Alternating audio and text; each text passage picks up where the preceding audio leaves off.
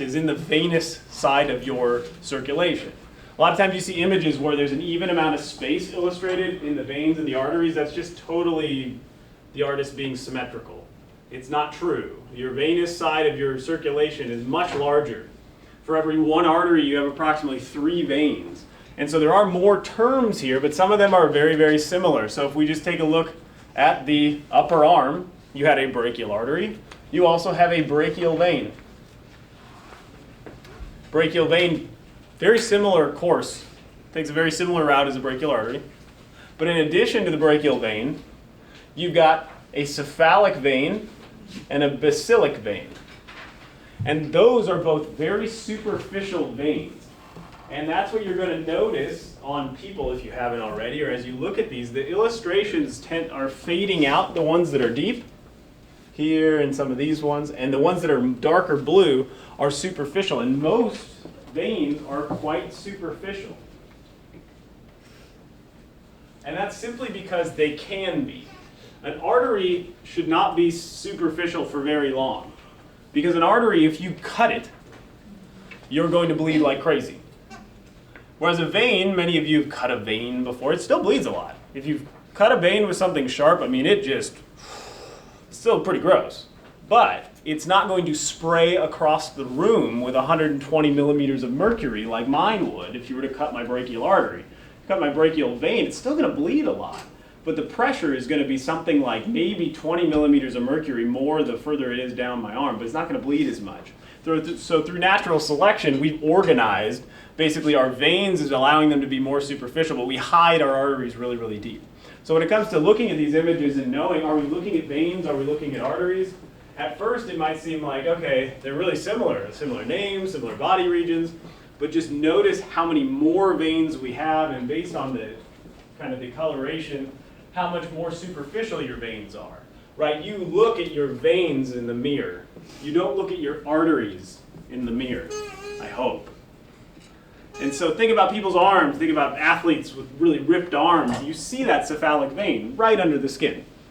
The basilic vein you're much less likely to see, but you could, if you pinch off blood flow and you look kind of between your bicep and your tricep, that's kind of where it's hidden on the inside, but it's again not very deep.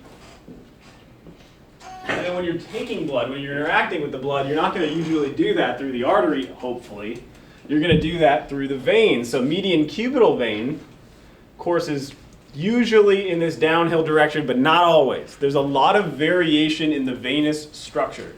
The names you're learning, pretty much everybody has them, but some people will have different ones. In addition to it, they'll have additional veins that aren't named here. Others will just have them connected in a slightly different way. So has anybody seen someone with a vein running across their bicep, like straight across? So that's the cephalic vein just taking a different route. So that's why the venous system is very important, because you access it, right, when drawing blood or delivering something to the blood.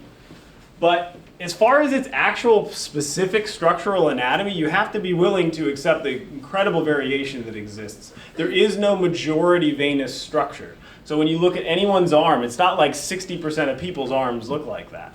In reality, there's small groups, like 30% of people have this structure.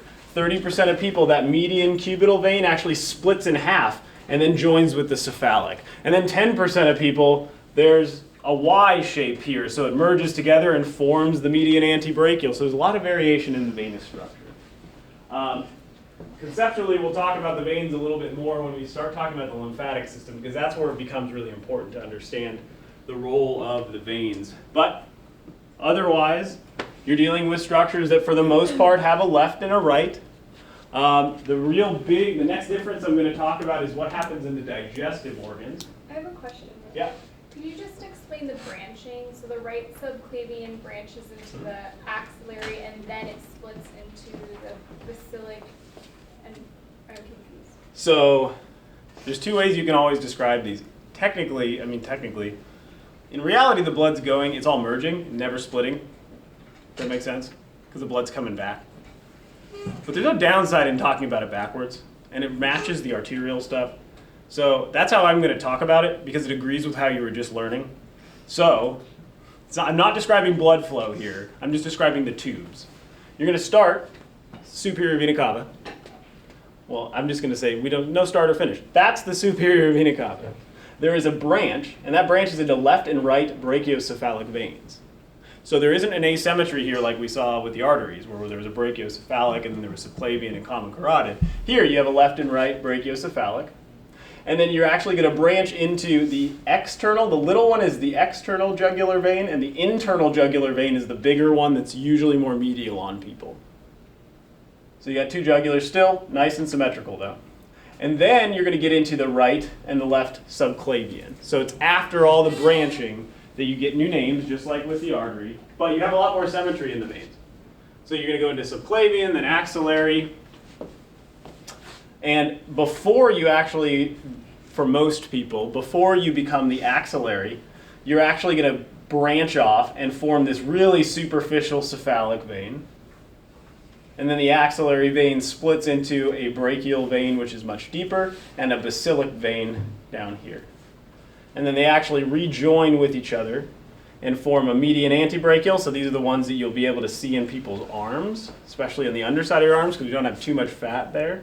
The cephalic vein, by its naming convention, actually continues all the way down and actually wraps to the front of your wrist.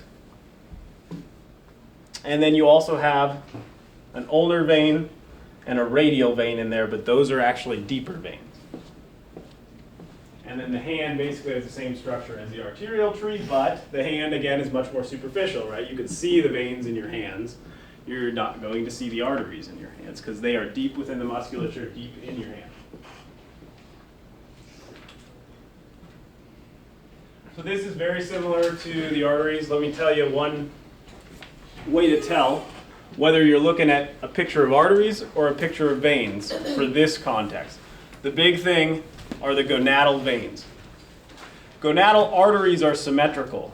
The left and right gonadal arteries, there'd be one there, and there'd be another one, just like it, like a mirror image going to the other gonad, so either ovaries or testes. But in veins, that's not the case. In veins, the gonadal arteries, the right one is just like the artery. Sorry, the right gonadal vein comes off in basically the same area as the right gonadal artery. But the left gonadal vein actually comes off of the left renal vein, so a significantly different location.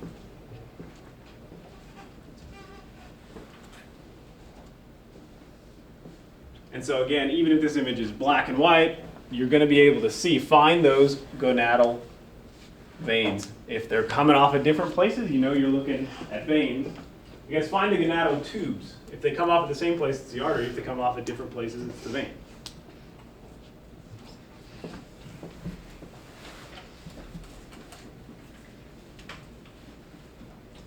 And then down through the leg, it's pretty similar to the arm. It's actually quite similar. Nothing too difficult to pick out with these.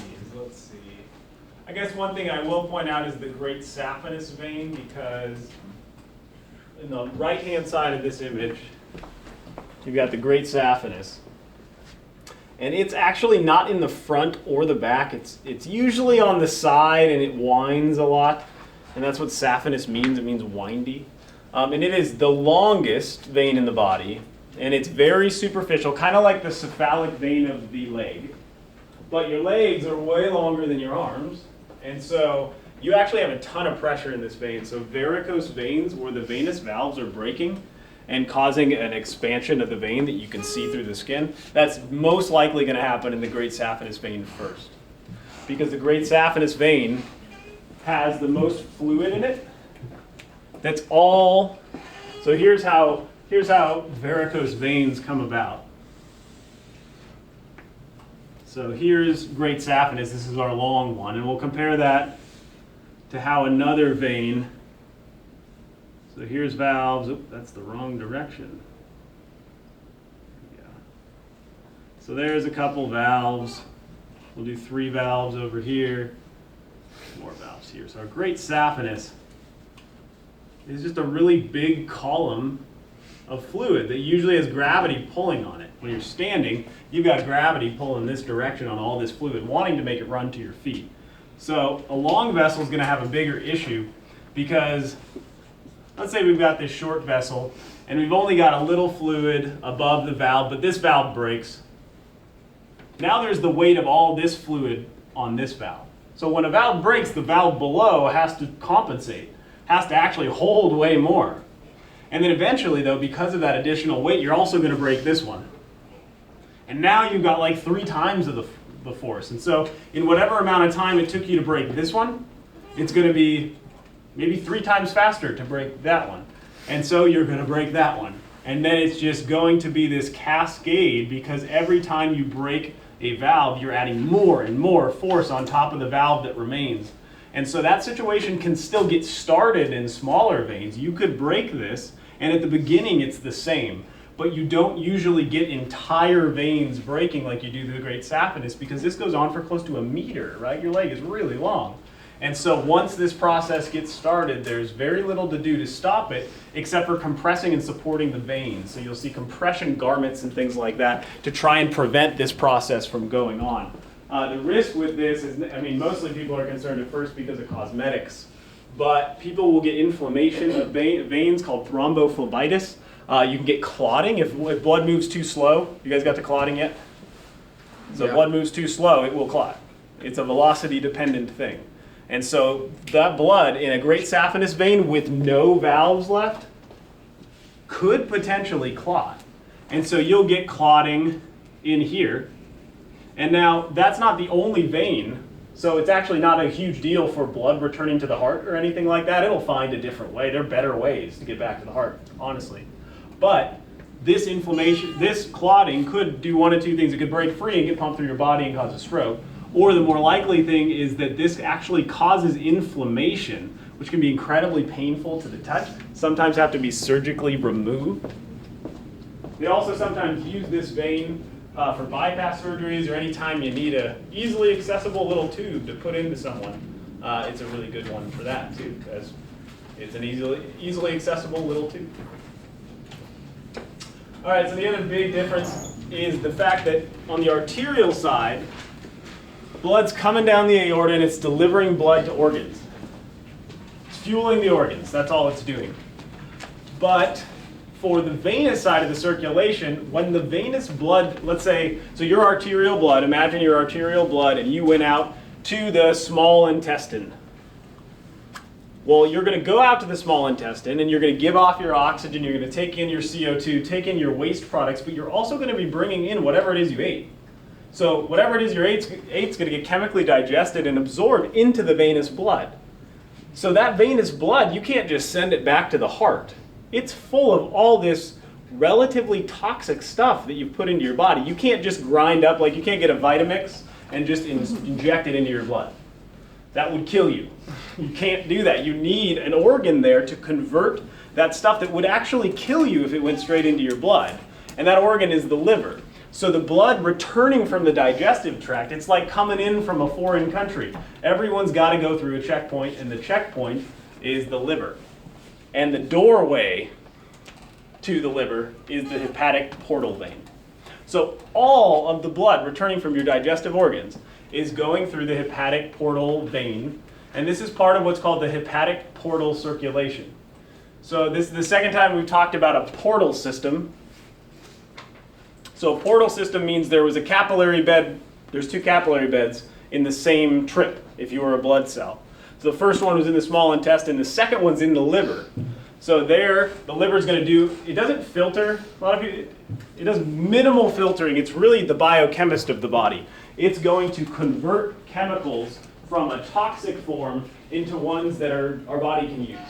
So you're going to pump in all sorts of stuff from the apple you ate, and then coming out into the inferior vena cava via the hepatic veins, that's going to be hopefully full of just stuff that your body can use and nothing that hurts you.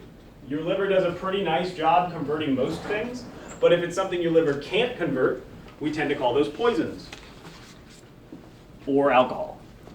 It does convert it, but doesn't convert it as fast as we drink it. And so we tend to get drunk. But that's basically the role of the liver in the hepatic circulation. So it's very different than the arteries. Arteries don't have to go through a checkpoint or go through another organ before they do something. The veins do. So it gets its own naming system, the hepatic portal circulation.